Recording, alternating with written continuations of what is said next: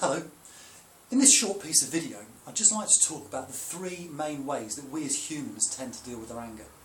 Now, what I'd like to do after describing those is just apply those to the workplace culture, and then maybe talk a little bit about the implications that they can have on a workplace when anger is dealt with in that way.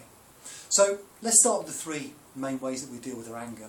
And the first one is the classic that everybody expects people who work in the sort of occupation that I do are going to come across every day. That's the explosive, energetic, aggressive form of anger. The sort of thing where people lose their temper, they lose their cool, they throw their weight around, they may throw objects around, but in short, they infect everybody else with their anger and everybody knows that they're angry. There's a second way, which is the way that I spend my career trying to teach people to deal with their anger, and that is what we call assertive, healthy anger. That's actually where, simply enough, if I'm angry with you, I'll sit down, I'll explain to you what you've done, why it made me angry, how I'd like you to treat me differently in the future. But crucially, I'm not attached to the outcome of that either. The exercise is for me to get the anger out of me in a clean and healthy and empowering way. Now there's a third way. I reckon actually the majority of people in this country actually deal with their anger in this way. And that's what we call the passive-aggressive form of anger. Okay? So passive aggression is best described as, you know, it's okay, don't worry, it's not a problem, I'm not angry with you, it's alright, but I will get my revenge. Okay?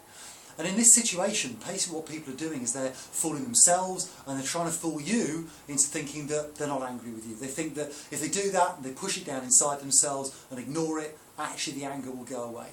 But actually what happens is it starts to leak out, and it leaks its way out in the form of passive aggression.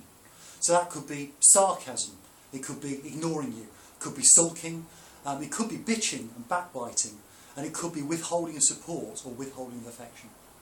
So how does that transfer back to the workplace? Well, crucially, you know, if you've got a workplace where it's encouraged for everyone to be aggressive, explosive and just get the anger out there, then you know what, it's just going to happen like that. But I don't know many workplaces where people are encouraged to be that aggressive.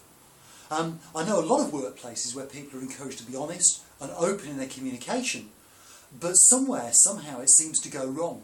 And actually what happens is most workplaces end up as passive-aggressive workplaces. So what you've got is you've got a lot of people working together, pretending that what you did to me earlier on, or what you said, or that change program you put in place hasn't affected me and don't worry about it, but actually there's an awful lot of grudges being held, there's a lot of bitching going on, and next time I bring something to the meeting table and I need your support, maybe you're not going to give me that support. So actually, if we don't deal with issues honestly and openly and assertively and in an empowering way, then actually you've got a potential in most organisations for a lot of backbiting, a lot of inefficiencies and a lot of sabotage to go on. So if you'd like to know more about how that can happen in your organisation and know how we could help your teams to become more efficient through honest communication, then just give us a call. Thank you.